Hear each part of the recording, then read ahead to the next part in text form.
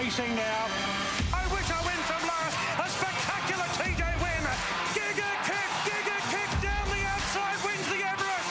Shinzo and Ryan Moore have drawn clear to win the Golden Slipper. With Tim Gilbert and Julie Snook, this is Racing Dreams.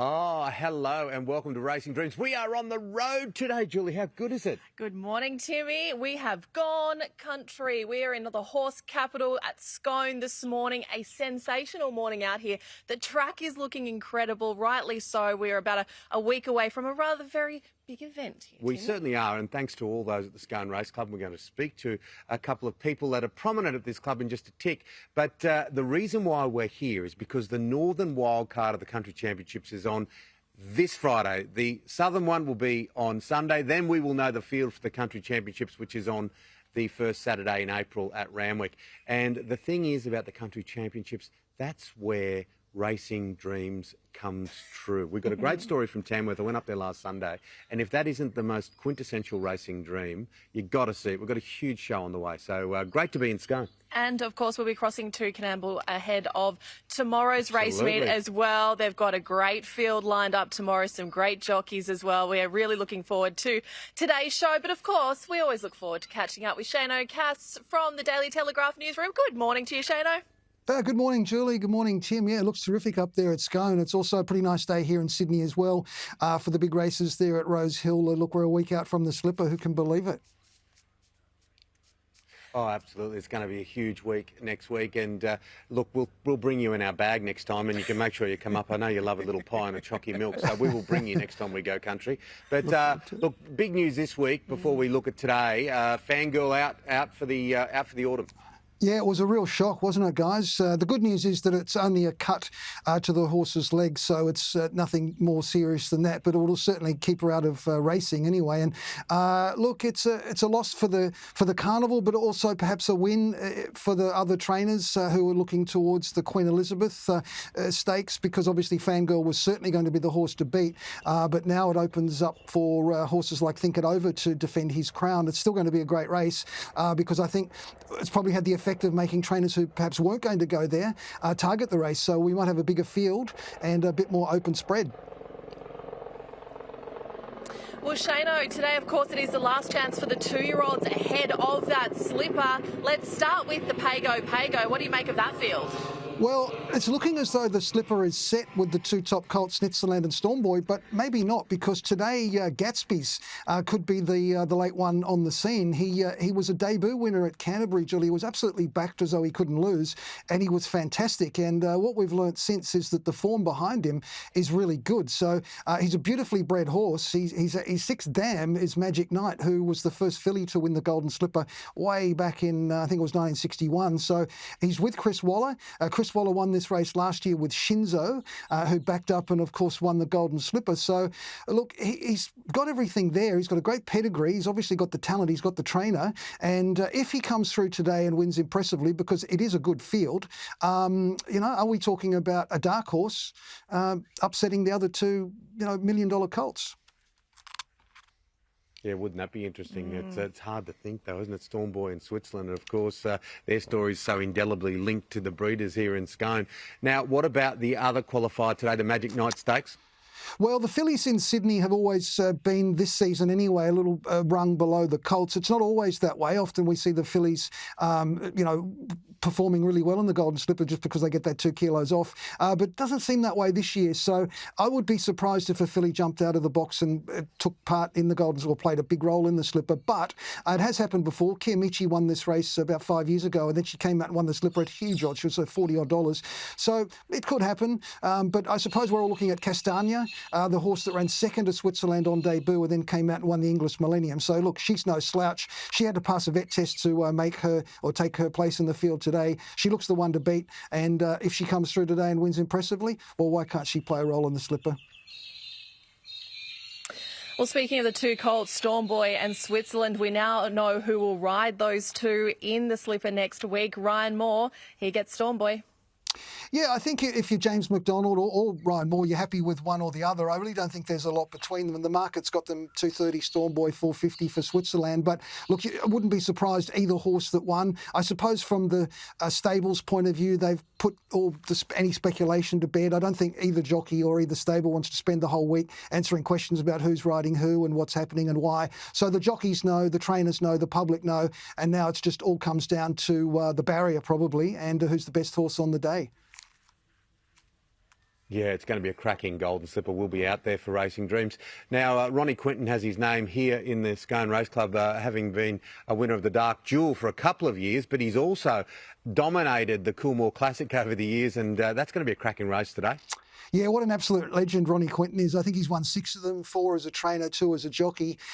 Chris Waller's on target to maybe trifecta the race this year, Timmy. He's got several runners, including Zugotcha, who won the Millie Fox and also won the Far Lap on this day last year. She's one of 7 of 9 last Far Lap winners that Chris Waller's had. He's also got Vienna Princess in the race, so they look to be the 2 that'll probably fight it out. But Zugotcha with Barrier 2 and James McDonald, she's got a little bit of weight to carry, but, you know, just the way that she came back and won that Millie Fox suggests that this is the old Zugotcha, and that's probably good enough to beat most of these other mares and fillies.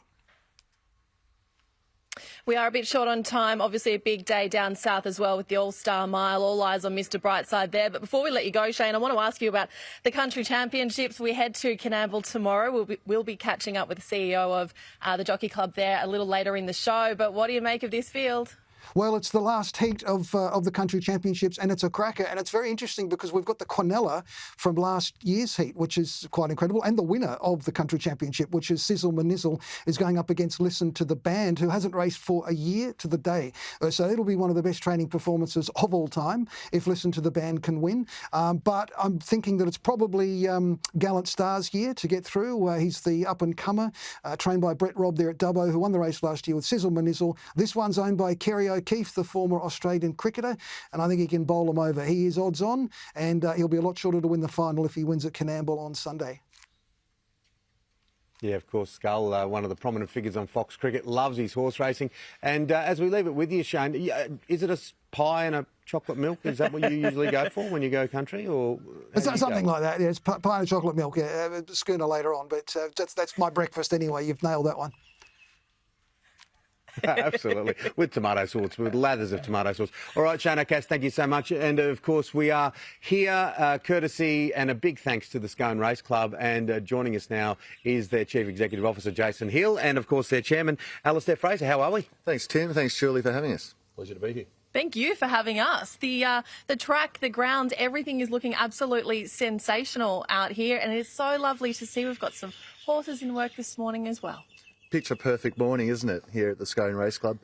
The track work just completed, and yeah, we're ready for this Friday. Looking forward to it. Yeah, absolutely. And Jason, I'd mentioned earlier, it's a great initiative by Racing New South Wales, the Country Championships, and it's the Northern Wild Card on Friday. It's an opportunity for those that don't really see the lights of Broadway to have a life-changing experience, and it's a big day here this Friday. Well, it's an enormous day, Tim. I mean, and we're obviously privileged to play a small part in being part of such a significant day on the racing calendar in the country region. So, you know, we're excited about the opportunity to again be part of the New Haven Park Country Championships. You know, we had the opportunity to host a wildcard last year, and to be able to do so again this year is fantastic for the club and the region. Alistair, what's the response from the local community, the local trainers? We know this is the horse capital, so to speak, and we know this is such a huge hub for the industry. But when it comes to a race like this, the prize money and the opportunity to be there at Randwick as well, what does it mean for the locals? It means everything for the locals around here. This is where we breed a lot of the horses, and everyone's loves the industry. So we're looking forward to welcoming them on Friday. We should get a very nice crowd.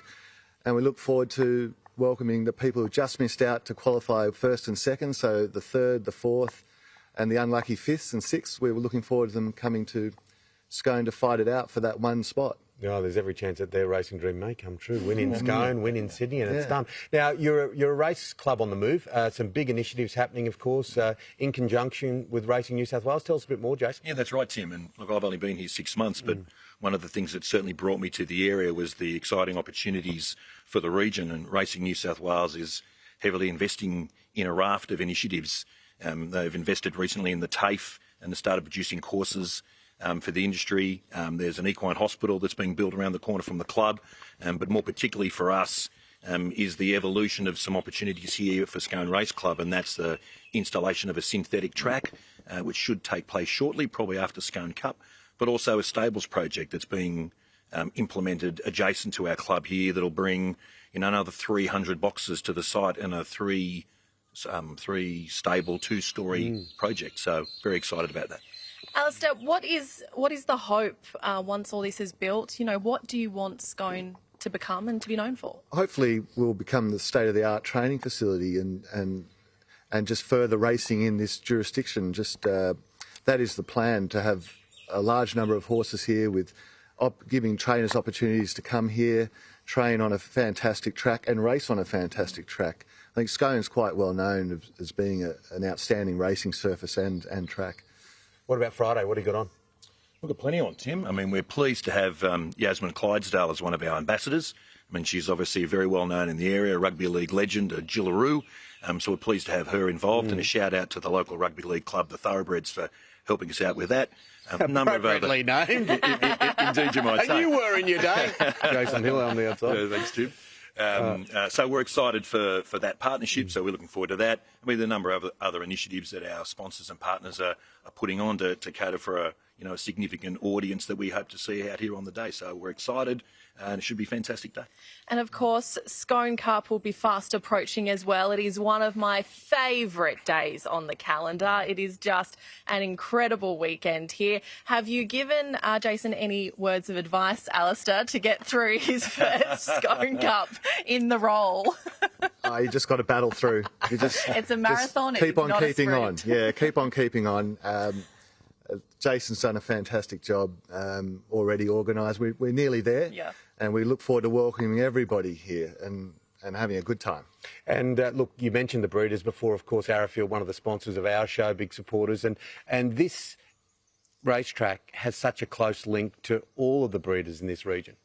We're very lucky that all the studs are sponsors, basically, of the Scone Race Club. They're willing to help us out. I mean, we're just very thankful that they've come on board, and their continued support over many years. Arrowfield, Coonamble, Darley, Emirates Park, Vinery, Kiora. It's just amazing, their sponsorship over many years. They are some of the biggest names in the game. And before we let you go, you are new to the role, Jason. You're in early stages. How have you found it? And why was this something that you wanted to be involved with? What drew you to the role? Well, in answer to the first question, I'm finding it fantastic, and I've been embraced by the community, both in terms of personal and professional elements that caused me to relocate. I guess I'd reiterate what I said before. The opportunities in and around this region for racing and for the club to jump on the coattails of that are just sensational. And so, looking at where I wanted my career to go, there was just a fabulous opportunity to be part of something pretty special. And so, everything so far is panning out as well as I could have possibly hoped. Yeah, well, have a great year. Of course, have a great week. Friday is the country qualifier. We have the Scone Cup coming up in mid-May, followed by the big race day on the Saturday. Hopefully I'll get up here. I'd love to get up here, Jules. Have a game of golf with you boys at Muswellbrook and enjoy a bit of the racing. Thanks for coming on the show. Thanks very much for having us. Thanks, Tim. Right. Julie? Thank you very much, gents. Well, there has been a changing of the guard at Racing New South Wales with a new chair recently appointed, and I had the pleasure of sitting down with Sarang Cook and speaking to her about the new role.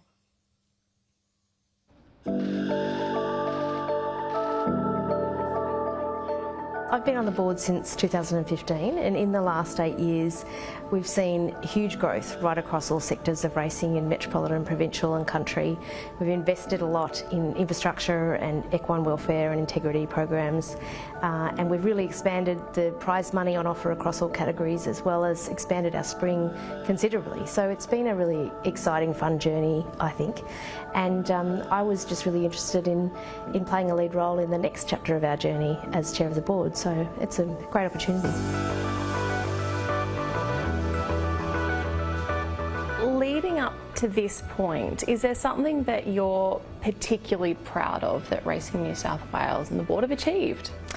Look, there's a number of things I've been really proud of. I think to just name a couple, the Everest has been a huge success for us, and without that we would not be in the position that we are now. It's been an incredible I guess, introduction for many of the new younger generation in starting to participate in our sport and come to the races. So we have seen a massive change from that, and of course into the broader expansion of the spring, but also things like, you know, the significant prize money right across the state and the excitement of participants when you go out to country race meetings and they're excited about the opportunity to compete, and, you know, even also sometimes get the opportunity to come to Sydney and race. So it's been a really exciting journey with lots to be proud of. You do come from Bathurst. How have you found, I suppose, recent years and the growth of racing in these areas? Well, since 2015, which is when I came onto the board, we have really expanded prize money across our country racing. In fact, proportionately, it's received the largest increase in that time.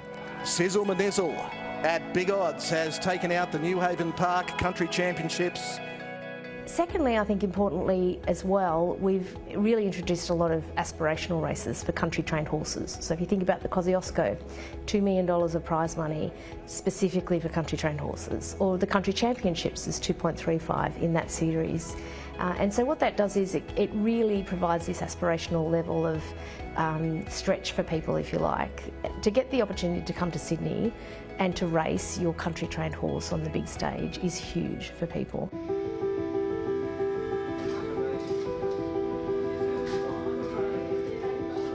You do travel to Sydney a lot in the work that brings you here, and we see you and your family trackside all the time, and I know how much it means to the family as well. They must be pretty proud of you for what you've achieved and you stepping into this new role. They are, thank you, Julie. They are. I'm very blessed with 4 adult children and a wonderful husband, and they are very proud, and they've been really excited to be part of this journey. And I think one of the things that we have all enjoyed about it is that racing is one of those unique sports that touches every corner of the state. So you can come to Randwick and you can have absolutely fantastic day at the races, seeing the best quality and the best prize money on offer. And then you can go to Louth picnics and see a community of 40 people pull together, which takes them a year to plan for, and host 5,000 people at their race. It's the biggest day of the year. It has this unique ability, I guess, to really add to the social and economic fabric of country communities right across the state, and it's a really lovely thing. You were the first female chair of Racing New South Wales. Where does that sit with you? What does that mean to you? Look, that has not escaped me. I'm very proud to be that. But I think, you know, we've seen over many years a number of amazing women come through racing in all aspects of racing. So we've seen great jockeys and trainers and breeders and participants generally. So I guess having a female chair is a natural extension of that. But I guess the most important thing for me is that if this will inspire other women to put their hand up and become involved in racing in any aspect, whether that's as part of the governing body or part of working for Racing New South Wales or as a participant in any shape or form, then I think that's a really good thing. So what are some of your priorities for the next couple of years? First of all, it's really critical that we maintain a really sustainable funding model for the industry. Second of all, we really need to make sure that we continue to invest in infrastructure right across the state. You will have seen a couple of weeks ago that Minister David Harris and I were announcing $20 million in the latest round of capital works, and that was all about shovel-ready projects for country and provincial tracks. And of course, our welfare programs, our equine welfare is something we take incredibly seriously, and we continue to improve and grow on every year. You step into this new role, this new chapter. Do you feel like racing in New South Wales is in a good, strong position? Absolutely. I think, you know, if I compare it now to when I started on the board in 2015, it is completely different for so many reasons. You know, the investment in prize money and infrastructure and equine welfare. The Everest has been a massive success for us, and that was so critical for us to make sure that we attracted the new generation coming through. That race in itself has had a huge halo effect. It's then enabled us to expand the spring quite considerably. We retain a lot of interest and relevance and enthusiasm in New South Wales, and participants stay, and we're not waiting for the autumn to come back to make sure that we have a really vibrant carnival. So that's been a huge change and really important, and the ramifications have been felt of that success of the Everest right across the industry.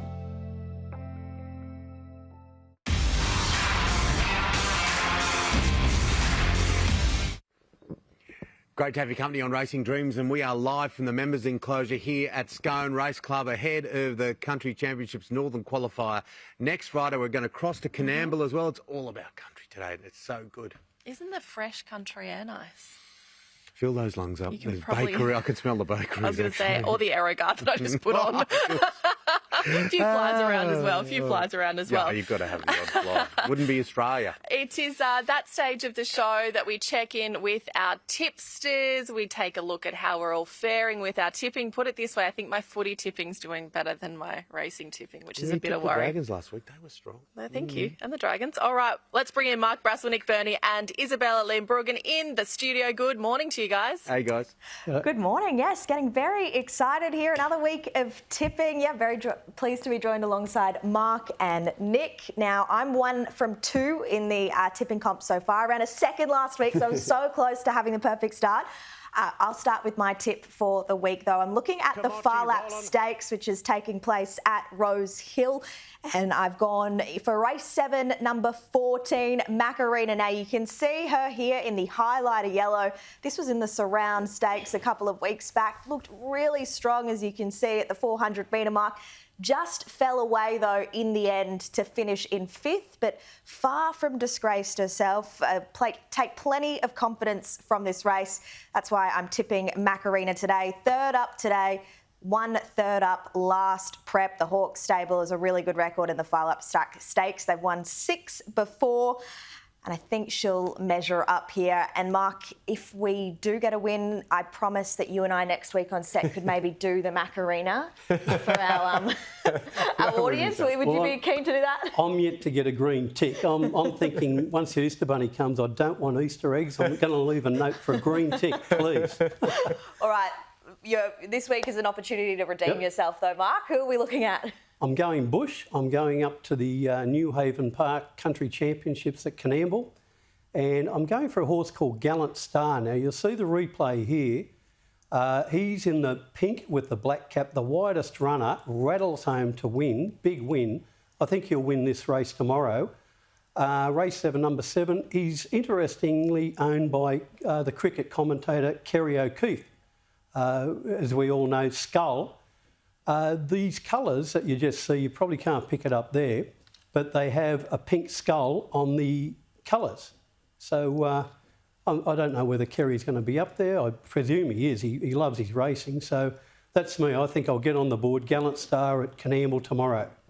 All right, so from 0-2 to 2-2, Nick Burney, what a start to the tipping comp you've had. Yeah, everyone pay attention to his tip today. It's a start, but I know in racing, 24 hours is a long time, let alone 1 week. But my tip is going to come in from a Coonamble as well on Sunday. But this is Dubbo first up, a runner called Peony Surprise, who just there in the red hat in the ruck with the white blinkers on there and the white sleeves. It runs about 5th. Now, it resumed here from a 36-day break just between runs, so a new trainer, and just over the 1,100 metres, probably needed the run. Gets up to 1,400 metres tomorrow at Coonamble, and I think she's just going to relish that trip. So it's just one of those runners that's going to really improve, can settle that little bit closer on a dry track. It's around that $4 mark. I think it's a really good bet to have. Are you feeling the pressure after your perfect start to the tipping comp? Not yet. The pressure not yet, because as I said, anything could happen over the next 5 weeks, but I do want to go 3 from 3. I'm not going to lie. All right. OK, well, Tim and Julie, we've got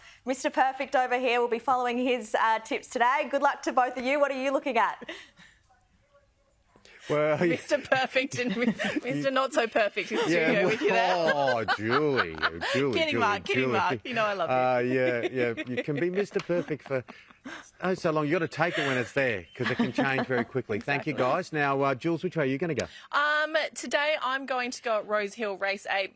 In the Coolmore, I've gone with Zoo Gotcha today, and I do have to admit, a sneaky shout out to my father because I did have a different tip in today. And then at the very last minute, when AJ Snook reaches out and says, I think you should go Zoo Gotcha, you go, okay, Dad, we'll go Zoo Gotcha. So this has come all the way from Dubbo, this tip, and I actually think it could be one of your better calls, Dad. So we'll see how we fare today. And I'm desperate for another green tick because I do not want to be in a chicken suit at Royal Randwick at any stage of my life.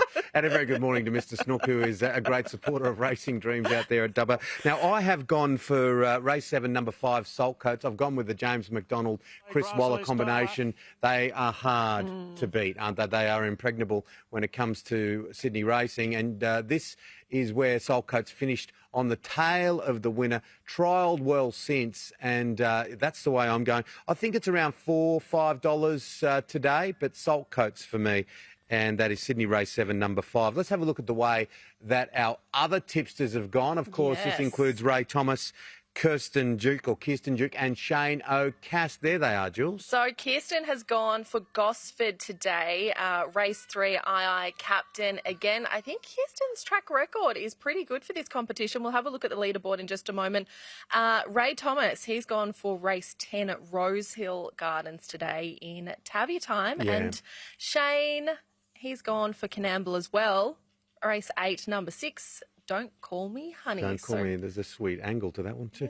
Tavy Time should just win that, shouldn't it, for race 10, number 7 today. Tavy Time at Rosehill Gardens. Now, let's have a look at where we are from leaderboard, the winners to the not-so-winners. Yeah, look at Nick. I mean, that's great, given he is our tipster on the show. That's excellent to see. I've also had a win. You've had a win, Timmy. Shane's had a win. Kirsten's had a win. Concerningly, Mark and Ray are yet to have a win. But I think today's the day for both of them. Yeah, today's the day they turn the corner. So that is the tipping comp for us today at Scone. We are live in the members' enclosure at Scone Race Club ahead of the Northern Wildcard on Friday. But when this individual isn't breaking news or what a great individual this is, grilling politicians, she loves getting to the races and having a look at the form guide. I'm talking about our very own Laura Jays here at Sky News. And we spent 2 minutes with Laura for Racing Dreams.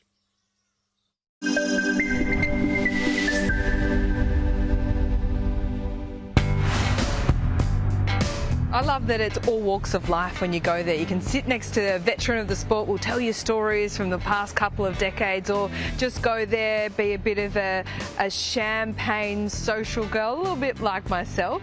I'm not an expert, but I love it. The Everest in Sydney. I think to see this event just come out of nothing and be super popular, it's great to see, and it's Sydney at its best.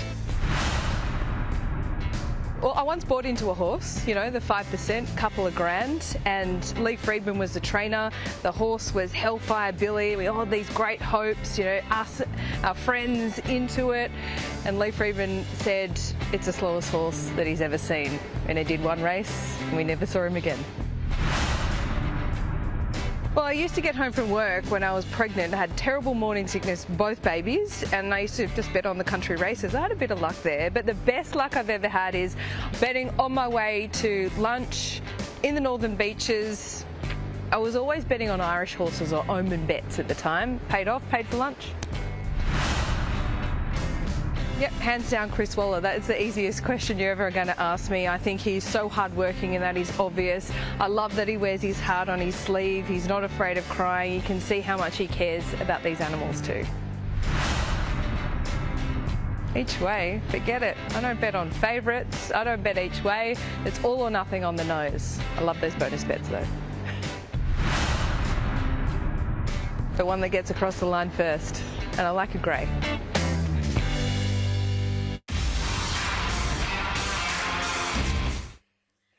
Welcome back to Racing Dreams. Of course, we have the final 2 qualifiers today for the Golden Slipper, which is next Saturday, and we will be live trackside. I reckon this is one of the most scrumptious Golden Slippers we've seen in a long time, Julie. It is going to be a great day out there next week, a great battle in that slipper. And, of course, we head to Coonamble today ahead of tomorrow's Country Championships qualifier. It's their slipper happening out there tomorrow, and we are joined by Mick Heaney from the Coonamble Jockey Club. Good morning to you, Mick.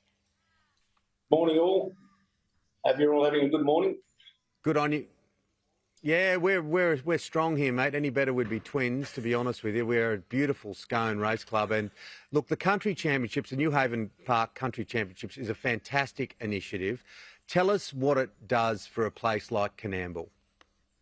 Well, it's probably the pinnacle, really, for what you can have this side of the Blue Mountains. The whole community's behind it. You've only got to see here this morning, like, I don't know how many people are here setting up, like 30 or 40 people, and people that have come for the weekend to enjoy a great time with their mates, catch up, ex-locals. I think there's 20-odd marquees we've got, as well as plenty of other undercover areas. The facilities are, plus one. They're as good as you'd find in the bush. Well, we consider anyway. You've got to go a long way before you get much better anyway. So it's a credit to the boys that do all the work and all the committee. Without a committee, and it starts at the top of the leadership, I think that's probably, it's a terrific group from young ones to retirees. You can't ask for much better. You've got some good jockeys on show there tomorrow. You've got some good horses going around too. Yeah, I think, we were pretty excited when we heard, Tommy Berry and Sam and, Matty Bullock. There's plenty of others. And then all of a sudden, Jimmy Ormond's coming into state. It's a credit, to Racing New South Wales as well, to get all this, to make it all happen. And, they've accommodated us. We've done we've jumped through a few hoops and over, just to get things like this working. And, our tab turnover is, will benefit from what's going on, obviously, and they'll be catered for on the day. And we pick them up tomorrow at 11:30, and obviously they'll have to have a great day and get catered for. And I'd love to see them all ride a winner. I know when James and Huey came out, they rode one. Yeah, absolutely, James and Huey. And look, that's the reason why we're here, to continue to help to give a voice to country, regional, rural areas, because this industry is exactly that. It's based in the country. Look, Coonamble, all the very best tomorrow. Do you have a little tip for us? Because Julie and I have got our pen and piece of paper. Something just, it's a little bit gentle each way. What are you going to go for? Well, I like the favourite, but, listen to the band last year. I actually had a couple of dollars on it. It'd be a fairy tale if it comes around after 12 months off and wins. But, you just love to see them take the next step, what Brett Robb did last year, and then no reason why he can't do it again. And our form seems to stand up too in Sydney, like at the next event. I think for the last 4 years, one horse that's qualified for years finished in the first three at the final, which is, it's a pretty big thing to be. The form stands up in its own, which is a big credit to Western racing, really. Absolutely. Yeah, well, Brett Robb has 4 contenders in that race tomorrow. What a huge chance for him. Of course, he has last year's winner, Sizzle Manizzle. Mick, lovely to chat to you. Good luck to you and the team tomorrow. We wish you all the very best for a great day. Thanks very much for your time, and thanks for accommodating us on the day. It's good to be part of your show and country racing. Thanks very much. Great to have you on. Great to have you on. You know the reason why you sort of got that word in the way, because you were thinking about Snizzle and Nizzle and how you're going to get that out. I remember doing Slobodan Zivijevic and Ivan Goran Ivanisevic. Well, you get Goran Ivanisevic out right, Smith and then you go Smith.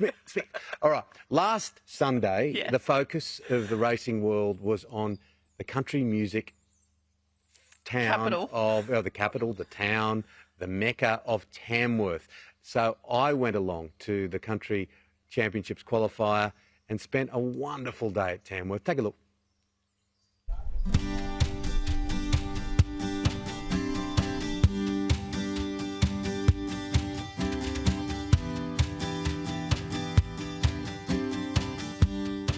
Great initiative by Racing New South Wales, and a big thank you to New Haven Park for supporting the initiative. Very well received by our local trainers. They really target this day, and it's exciting. They're racing for $150,000, and the top 2 go to Sydney on April 6th, and they race for $1 million. So that's life-changing for these country trainers. As you've built your career, you started in Tamworth, you've gone to Sydney, you've gone around New South Wales.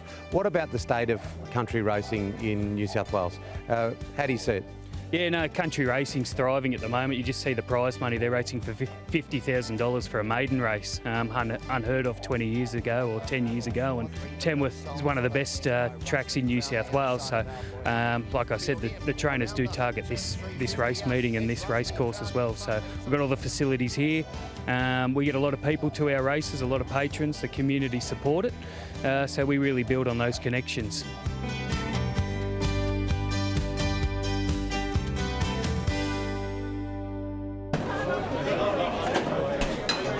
The Tamworth Jockey Club is the centre of a lot of people's lives, a lot of locals' lives that love their horse racing. Yeah, so today we get a lot of locals because the local horses as well get to have a chance at going to Sydney.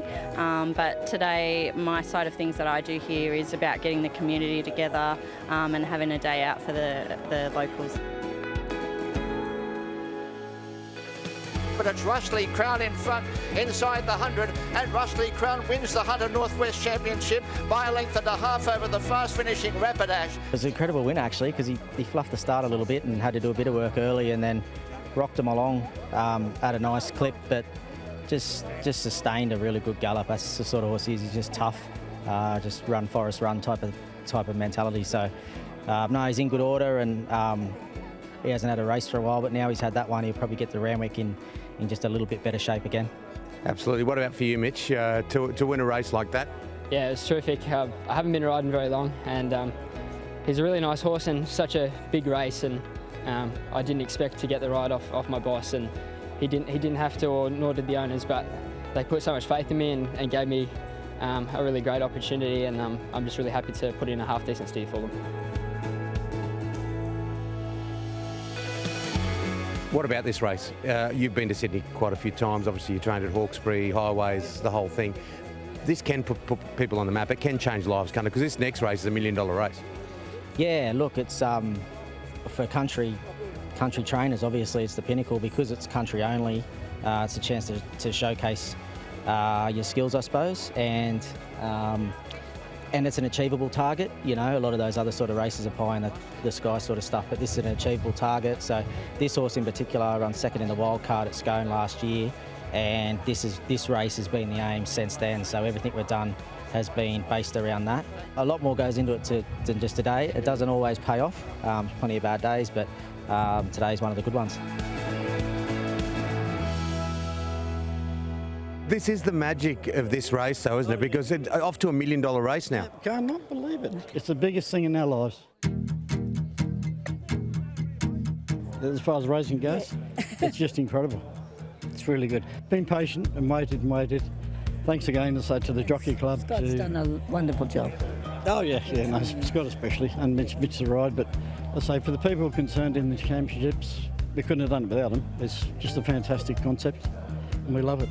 Absolutely. Of course. Yeah, now he's off for $1 million race. But that is what our show is called Racing Dreams. We've been doing it for 5 years, and they do come true, don't they? Yeah. Oh, yeah. So we're not big-time owners. We've been involved in horses for quite a few years.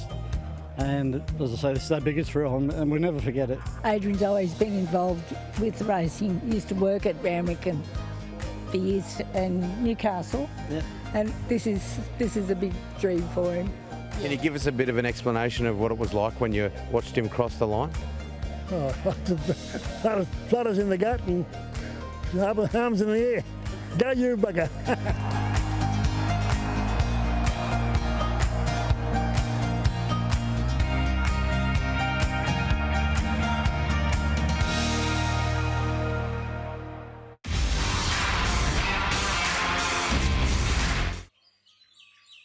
We are live from the members' enclosure at Scone Race Club on a postcard picture morning. Julie, it's beautiful. It certainly is, and it's a big day at Rosehill Gardens today as well, especially for the 2-year-olds. Let's go back to the studio now where we find our tipster, Nick Burney. A big day ahead, Nick.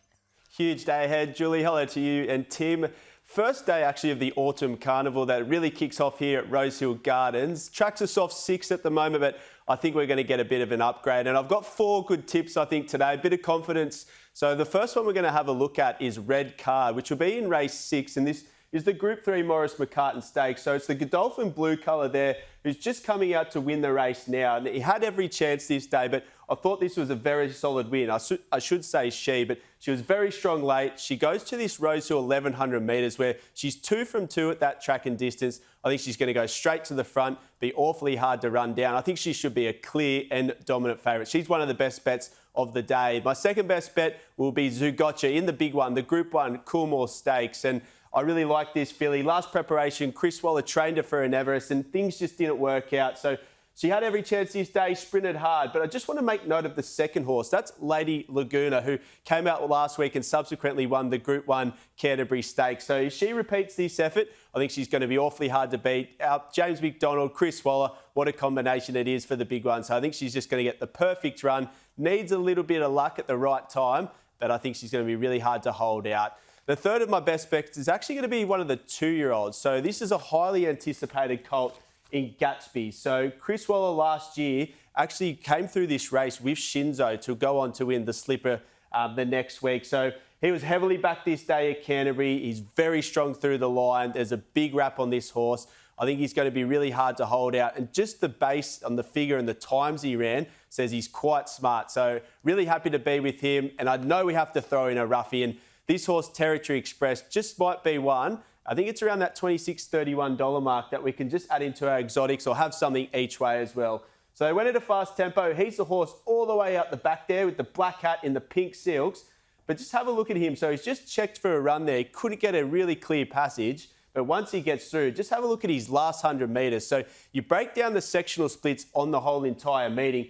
Look at him savage the line there and how he holds his action. Very strong through it. He actually ran the fastest last 200-metre split of the whole entire meeting. So at the big odds, he's not suited really well at the weights, but if he has that closing speed, he just might give you a big sight for your money there. So we're going to have a look at my best bets across the whole entire meeting with a graphic here, which will be race 6 in the red card, race 8, Zugotcha. Then I just wanted to go back to Gatsby's. That was the next best bet there for the Chris Waller and James McDonald combination, and Territory Express in the last. And flipping over to my multi, I need to get one of these multis, Tim and Julie, but I've got red card the win, Zugotcha the place, and I've got the Chookies, the Roosters. They're going to be my NRL game this week. So throwing back to you guys, looking forward to a big day out there at Rosehill. Yeah, my eldest son Joey will love you. He's a big red, white and Bluester fan. What about your multi? Which way are you going? Everyone loves a little exotic from time to time. Well, my multis, oddly, have been performing much better for me than my other tips. I've gone with Lindemann today in the Sky High, then Zugotcha in the Coolmore, as we talked about earlier, and I'm back with the Dragons again. Shane Flanagan coached Dragons. They were dynamite last week. Era. They're playing the Dolphins tomorrow era. night. Watch that on Fox League. And this is the way that I've gone. I think Gatsby's will get the chocolate, or the chocolates, I would suggest. And that is, of course, the Chris Waller trained Canberra Raiders, I think, will be too dominant for the West Tigers. And I'm with Jules on the St George Dragons, and that's the way my multi's going. Country Championships is a fantastic initiative by Peter V'landys and the team at Racing New South Wales, isn't it? Absolutely. Yeah, it absolutely is. And what I love about it is we've sort of tracked it across the season so far, and just talking, like today, talking to Mick at Coonamble, what it means to these clubs. Mick was saying to me on the phone just recently that it's been a tough couple of years for them at Coonamble, and events like this really elevate their race calendar. It's a huge day out for the local community, and it's very family orientated too. So it doesn't matter if people are really into their racing, it brings them to the track with their kids. It's a day out, and it's great for local communities. Oh, absolutely. And the Scone Race Club, of course, has the Northern Wildcard. That's here next Friday. And look, if you're a local, we're in the members enclosure, become a member. You'll have so much fun. If you're not already a member, become a member. You've got a great year's racing here. Of course, they've got that on Friday. You've got the Dark Jewel and the Scone Cup coming in mid-May. So that is extraordinary as well. So become a member. They've been fantastic to us here. And last night, of course, we were courtesy of our great mates JM and the team at Arrowfield, sponsor of our program. The charcuterie plate was out. I enjoyed it, Julie, but you weren't feeling all that well, so you even came to Scone and you missed the charcuterie. I just can't believe it happened. I came all this way. And I missed the charcuterie board, which I specifically said we must have for Timmy. And I'm so glad to hear you enjoyed it. Oh, well, I did. I'm fading away to West Scone here. But also, you had the opportunity to talk to John Freya, and you've got a great story on Switzerland for next week's show. I've got a really beautiful piece coming up for next week, just ahead of the Golden Slipper. It's a really lovely piece about Switzerland, about his mother, if you will. I got to meet her close and personal. She's just such a lovely type, and it's a really lovely story. And, of course, we'll be sort of previewing Switzerland as well as Storm Boy next week, because they are the two big names at this stage of the game as we head into that Golden Slipper. Yeah, and of course we've got the Pago and the Magic Night today, which is the final qualifier for the Golden Slipper, which is at Rosehill Gardens next Saturday. Make sure you get along. It's always going to be a cracking day, and we will be there. Of course, Storm Boy. See, lots of people think that Storm Boy can't be beaten. It's a mighty, mighty colt, and Coolmore have put their money where their mouth is with Storm Boy. But Switzerland... Espionage. There's a number of other horses that are very, very talented 2-year-olds, Julie. And as we know with this race, anything can happen, and they are 2-year-olds. Anything can happen, but you've got the two best jockeys, I think it's safe to say, in the world, Ryan Moore and James McDonald, on both Storm Boy and Switzerland. So what a huge occasion this will be. But let's not write off the rest of the field, the rest of the contenders. We've got these two races today at Rosehill Gardens, I should say. So, again, let's not forget who else could be there come Saturday week. Yeah, of course, the last two qualifiers. And as we wrap it up here at Scone Race Club, Julie, you are a girl from Broken Hill. Is there a country races story that you'd like to tell us about where you missed Broken Hill, of course, 5 years in a row? I probably can't talk about them on air too much. But I did grow up going to the Silver City Cup. Very different type of race meet out there at Broken Hill, some Pat States, very different type of track. Not exactly the greenery that we have here today, but some of my favourite racing memories have been at the likes of the Parks Picnic races and the Scone Cup here. They are really wonderful meets, and it is just a chance for the communities to come out and have a good time. I've had to ban my husband from coming to this particular race meet. He and the dance floor here are a very dangerous combination. I'd like to see some pictures of that. Yeah, when I started in radio in Goulburn, hit some memories too, GN. Oh, I love the racetrack in Goulburn. I love to go out the parks. It's been fantastic to be here. Great to be in Tamworth last week. Big thank you to Racing New South Wales, and thank you to Arrowfield. And that's the show. That is the show. We will be live next week at the Golden Slipper. Thanks again to Scone for having us. The weather conditions have been sensational. Off the pie.